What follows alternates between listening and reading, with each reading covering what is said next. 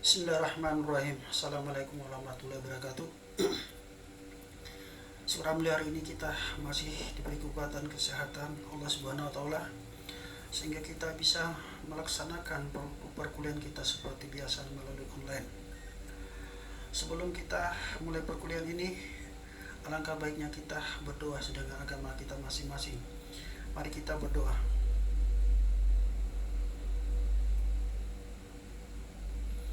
Selesai. Jadi pada pertemuan ketiga hari ini kita akan membahas yang berkaitan dengan PPh pasal 21. PPh pasal 21 ini berkaitan dengan pajak penghasilan yang diterima oleh karyawan. Jadi PPh 21 diterima oleh karyawan dan dipotong oleh pemberi kerja atau gaji, upah, honorarium, tunjangan dan lain. Yang diterima oleh pekerja, kemudian jasa, kegiatan yang dilakukan oleh orang pribadi wajib pajak dalam negeri. Jadi khusus PPh pasal 21 itu dikenakan setiap ada transaksi pembayaran gaji maupun honor apapun bentuknya yang termasuk objek P21 harus dipotong oleh pemberi kerja dan paling lambat dibayar tanggal 10 bulan berikutnya. Jadi kalau pemotongannya bulan ini adalah bulan September, misalnya tanggal 29 atau tanggal 28, maka paling lambat dibayar PPh 21 tanggal 10 bulan Oktober 2020. Sekarang berkaitan pajak penghasilan. Pajak penghasilan dikenakan terhadap subjek pajak. Saya ulangi, pajak penghasilan dikenakan terhadap subjek pajak atas penghasilan yang diterima atau diperoleh dalam tahun pajak. Jadi atas penghasilan yang diterima oleh subjek pajak tadi dalam tahun pajak dikenakan PPh pasal 21. Nanti pada akhir tahun, setiap wajib pajak yang mempunyai nomor pokok wajib pajak akan menerima bukti pemotongan dari pemberi kerja. Sekarang kita masuk pada objek PPh pasal 21. Objek PPh pasal 21 adalah penghasilan teratur, misalnya gaji, upah, pensiun bulanan, upah honorarium, tunjangan dan sebagainya. Jadi semua item-item disebutkan tadi dikenakan PPh pasal 21. Penghasilan tidak teratur, misalnya bonus, jasa produksi, tantim, gratifikasi, THR. Jadi penghasilan tidak teratur ini biasa diberikan oleh perusahaan, misalnya pada saat Idul Fitri, lalu biasanya pada akhir tahun, bonus Desember. Ini biasa diberikan oleh pemberi kerja. Upah harian, mingguan, satuan borongan. Upah tebusan, pensiun, THT, pesangon. Honor, uang saku, hadiah, komisi, beasiswa, imbalan lain sehubungan dengan pekerjaan, jasa, kegiatan dilakukan oleh wajib pajak dalam negeri. A. Tenaga ahli, pemain musik, film, olahragawan, lalu pengajar, penceramah, pengarang, peneliti, penterjemah. Berikutnya lagi pemberi jasa teknik, komputer, telkom, elektronik, fotografi dan marketing, kolportir iklan, pegawai pengelola proyek, penemu langganan, peserta lomba, salesman gold, petugas dinas luar asuransi, peserta training dan magang. Jadi yang masuk objek yang dipotong oleh pemberi kerja ada A sampai M tadi. Apabila mereka menerima dari pemberi kerja, wajib dilakukan pemotongan PPh pasal 21. Apakah itu bentuknya sudah final atau tidak?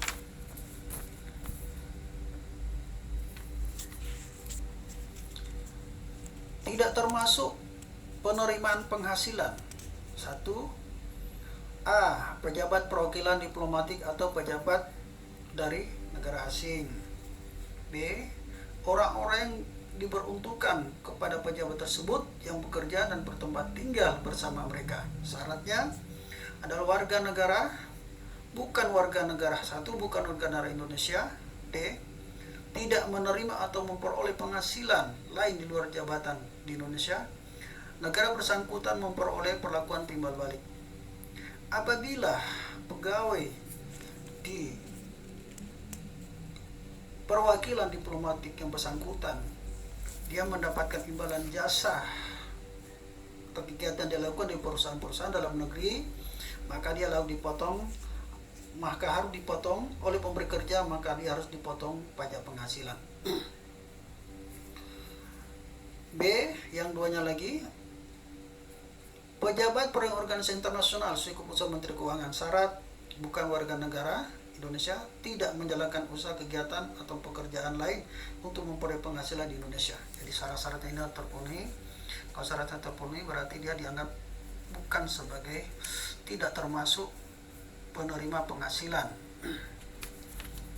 Dan ini berlaku asas timbal balik, artinya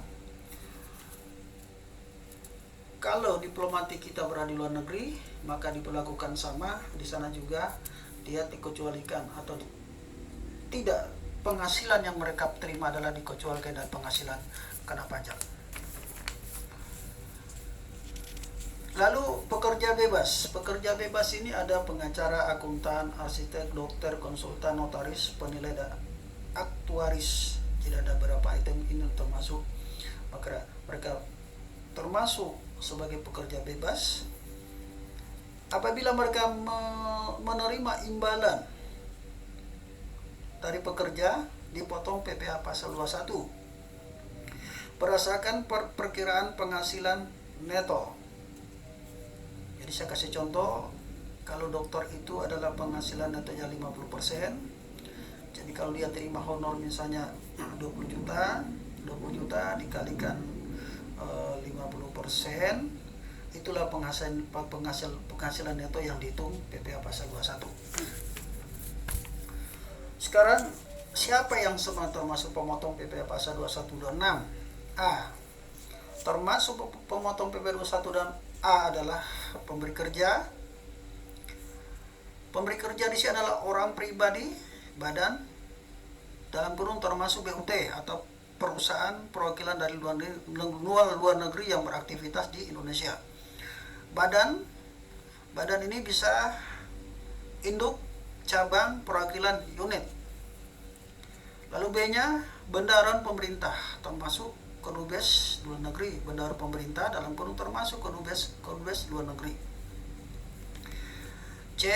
Dana pensiun, yayasan, badan organisasi internasional yang tidak dikecualikan Menteri Keuangan. Jadi kalau ada badan internasional yang tidak dikecualikan maka dia wajib melakukan pemotongan PPh 21. Lalu BUMN dan BUMD. Jadi huruf A sampai BC inilah mereka sebagai pemotong, manakala mereka membayar honor atau gaji dalam bentuk apapun pada pihak lain, maka mereka berkewajiban melakukan pemotongan PPh 21 dan itu harus disetorkan ke kas negara. Dan yang bersangkutan, pihak yang menerima, kalau karyawan menerima, yang bersangkutan diberi bukti potong sebagai dasar untuk memasukkan penghasilan sebagai kredit pajak pada akhir tahun oleh wajib pajak pribadi.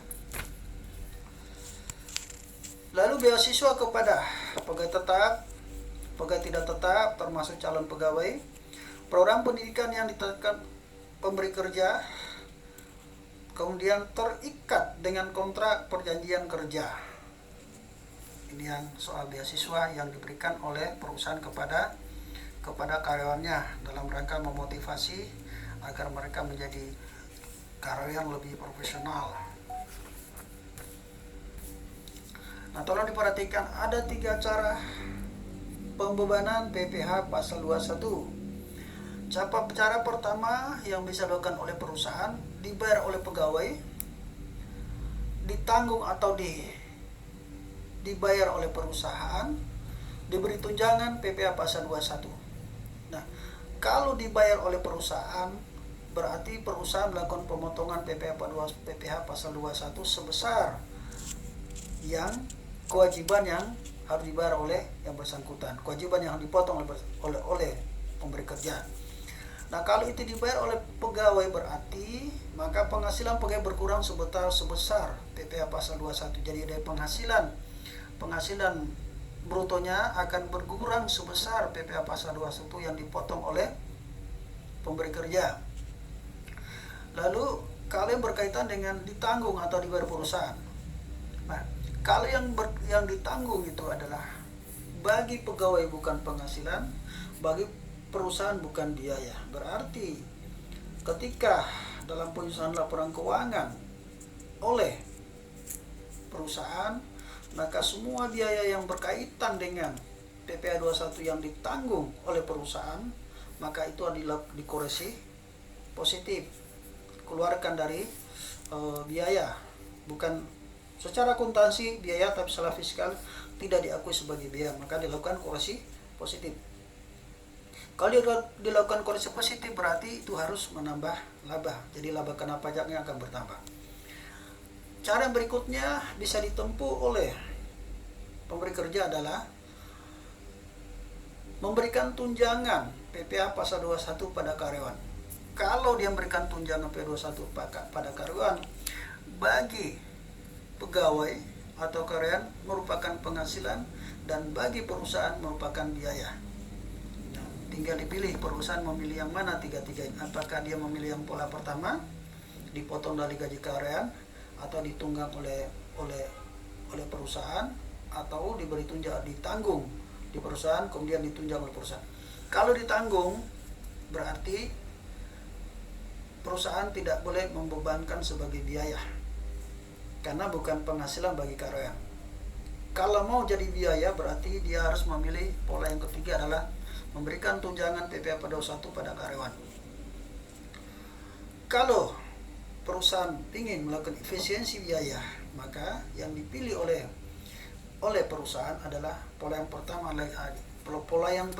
adalah memotong PPh pasal 21 dari gaji karyawan setiap bulan apabila gaji mereka di atas PTKP. Nah, kalau gaji mereka di bawah PTKP maka tidak dilakukan pemotongan PPh pasal 21.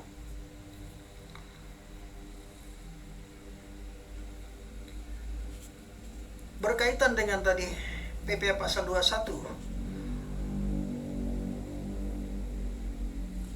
ada ketentuan yang diatur oleh pemerintah dalam peraturan Menteri Keuangan.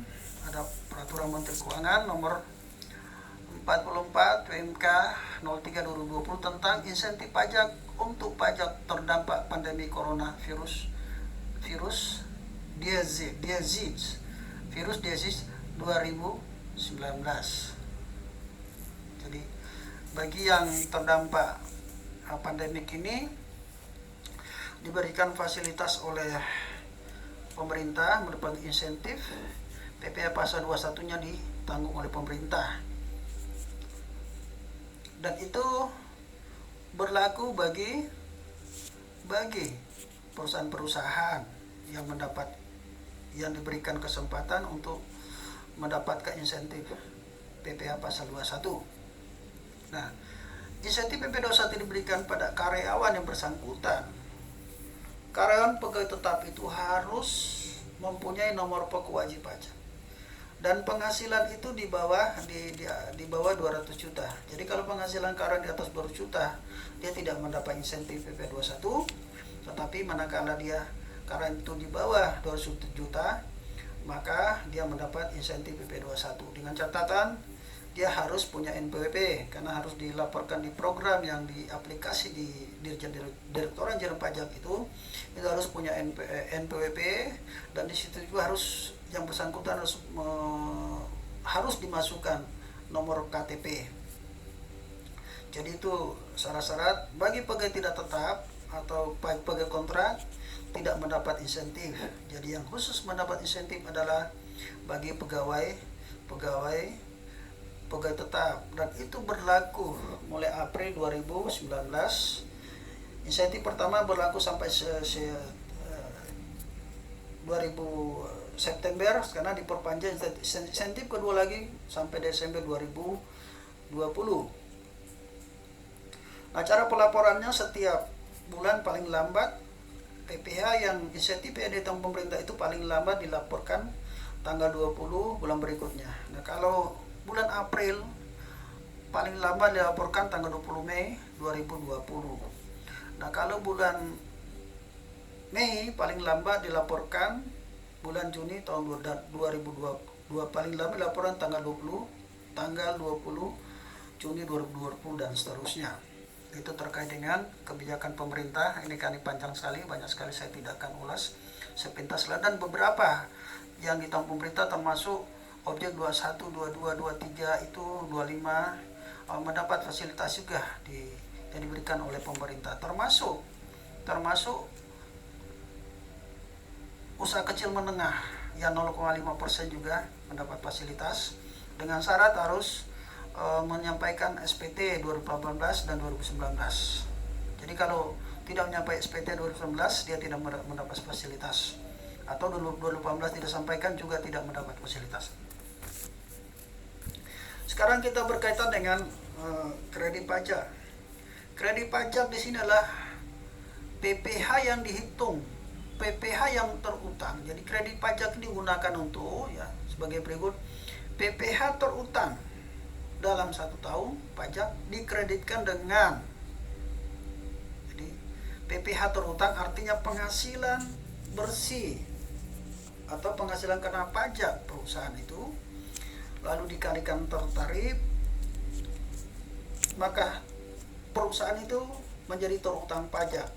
Nah, pajak yang terutang dalam akhir tahun itu dikurangkan dengan kredit pajak. Kalau wajib pajak orang pribadi dikurangkan dengan PPh 21 yang dipotong yang lain, PPh 22, 23, 24 dan 25. Kalau untuk PPh badan atau perusahaan, maka yang dikurangkan adalah PPh 22, 23, 24 dan 25. Jadi 21-nya tidak ada. Kekurangannya merupakan PPh yang di-store setiap tahun atau PPh yang kurang bayar. Jadi pajak terutang dikurangi kredit pajak sama dengan PPh kurang bayar. Saya ulangi, PPh terutang kurangi kredit pajak sama dengan PPh dibayar sendiri, kurangi PPh 25 yang dibayar perusahaan dari Januari sampai Desember 1 tahun, maka terjadi PPh kurang bayar atau pasal 29. Jumlah pajak yang dapat dikreditkan dan jumlah pajak yang dihitung atas penghasilan yang diperoleh di luar negeri berdasarkan Undang-Undang Pajak Penghasilan 18 SK dalam kurung SK 2186, kredit pajak luar negeri, kredit pajak luar negeri. Jadi pasal 24 ini manakala perusahaan maupun orang pribadi yang menerima penghasilan luar negeri, maka kredit pajaknya bisa dihitung kembali di Indonesia atau dibawa ke Indonesia lalu dikreditkan dengan pajak terutang, tetapi besarnya pajak terutang dihitung kembali sesuai dengan ketentuan diatur dalam PPh pasal 24. Sekarang bagaimana mekanisme pelunasan pajak? Pertama kita lihat di sini adalah pelunasan pajak dalam tahun berjalan. Di situ melalui pihak lain pemotongan di PPAT itu di slide ada itu, Anda perhatikan situ ya. Melalui pihak lain pemotongan dan pemungutan atau pembayaran dilakukan oleh wajib pajak sendiri. Nah, kalau kita lihat mulai dari pemotongan berarti di situ ada PPh pasal 21 dari hasil pekerjaan. Jadi karyawan menerima gaji penghasilan di atas PTKB, maka dipotong PPh pasal 21 oleh pihak pemberi kerja. Lalu pada akhir tahun akan diberikan bukti potongnya akan diberikan pada karyawan karena akan dimasukkan dalam SPT wajib pajak sebagai kredit pajak. Lalu penghasilan dari modal atau jasa, ini berkaitan dengan jasa. Ini jasa macam ada jasa iklan, ada jasa kontrak, macam-macam. PP23 itu ada jasa sewa. Jadi termasuk jasa di sini dipotong PPh 23. Nah, juga ini dipotong 23 bahwa setiap pemotong pajak itu harus menerbitkan namanya bukti potong yang diserahkan pada pihak yang dipotong. Jadi pemberi kerja kalau sudah melakukan pemotongan diserahkan pada pihak yang dipotong.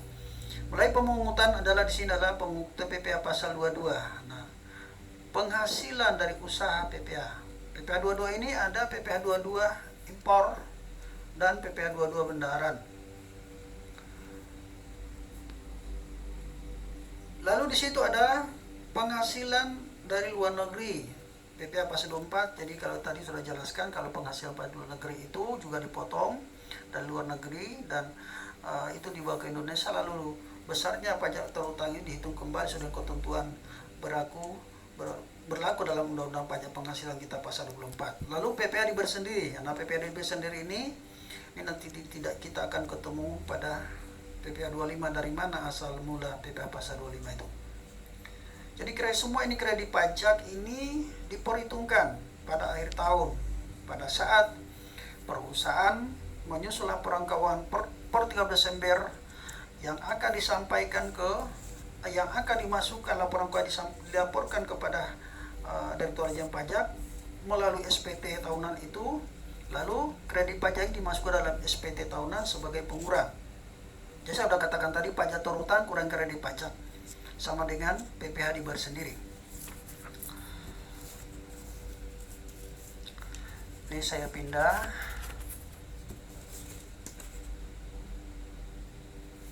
PPh pasal 21. P21 ini adalah pemotongan, penyotoran, dan pelaporan pajak penghasilan diterima oleh orang pribadi dalam negeri sehubungan dengan pekerjaan jasa kegiatan. Jadi pembayaran pajak ini PP21 ini dipotong setiap bulannya ada transaksi pembayaran gaji karyawan setiap bulan dipotong PP21 dan kewajiban oleh perusahaan harus menyetor ke kas negara. Kewajibannya dia harus disetorkan ke kas negara setiap bulan. Lalu di dalam perhitungan PP21 Anda perhatikan di situ, saya sudah beri contoh, bisa Anda lihat perhitungannya. Misalnya begini, gaji sebulan 5 juta, tunjangan 2.500.000, transportasi 1.500.000, lembur 1.500.000. Penghasilan brutonya adalah 10.500.000, dikurangi biaya jabatan. Biaya jabatan 5% dari penghasilan bruto. Nah, 5% di penghasilan bruto ini apabila Anda mengkalikan 10.500.000 lebih dari 500, maka Anda pakai angka yang 500. Karena maksimum biaya jabatan itu dikurangkan hanya per bulannya 500 dan setahunnya 6 juta. Jadi ketika Anda menghitung pada akhir tahun, pada PPh 21 akhir tahun dihitung oleh pemberi kerja melebihi dari 6 juta, maka kita pakai angka 6 juta. Lalu, jadi perhatikan ya, biaya jabatan itu maksimum dikurangkan hanya 500.000 per bulan, setahunnya 6 juta. Jadi kalau Anda kalikan dari penghasilan bruto, 5% dari penghasilan bruto lebih dari 500, misalnya 525, maka biaya jabatan yang diperkenankan untuk dibiayakan hanya sebesar Rp500.000. Lalu penghasilan bruto kurangi 600, kurangi di biaya jabatan iuran pensiun sama dengan 10.400.000.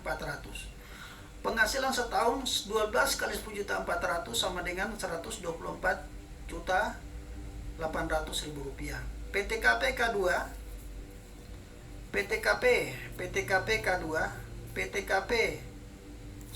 penghasilan kena pajak K3 bukan K2 di situ, Anda bisa coret di situ.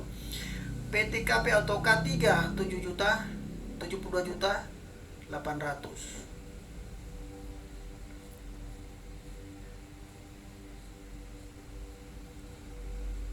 PKP 52.800.000. PPh terutang adalah, nah ini 55 juta. Ada berapa lapisan situ? 5% 50 juta, 2.500.000, 15% 5.800.000 sama dengan 375. PPh setahunnya 2.875 kali 12 sama dengan 239.500.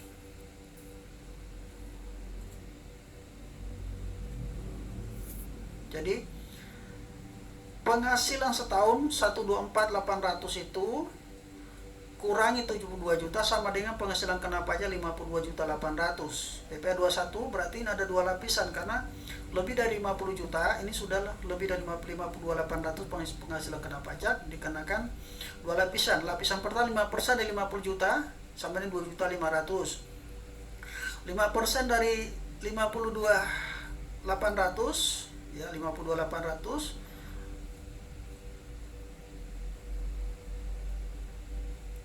sama dengan 375. Totalnya adalah pajak terutang tahun 2.875.000 bagi 12 sama dengan 2.39.500. Cukup sekian Sairi perkuliahan kita, insyaallah kita sambung berikutnya lagi. Semoga kita selalu diberi kekuatan kesehatan yang Maha Kuasa. Amin ya rabbal alamin. Wabillahi taufiq wa hidayah. Assalamualaikum warahmatullahi wabarakatuh.